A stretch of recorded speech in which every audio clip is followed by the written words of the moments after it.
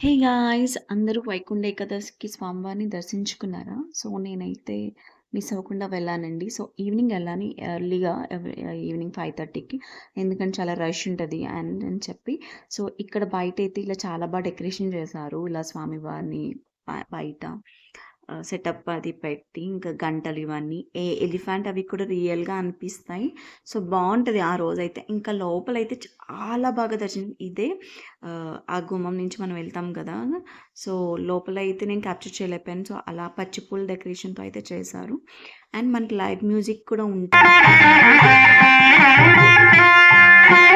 So, ఈ live సంగీతం ఇవన్నీ ఏంటంటే ఎవ్రీ సాటర్‌డే మోస్ట్‌లీ ఉంటది. ఈసారి ఎవరైనా విజిట్ చేయాలనుకుంటే విజిట్ చేయండి. అండ్ నెక్స్ట్ బాదం పాలు కూడా మనకు ఫ్రీ సర్వీస్ చేశారక్కడ.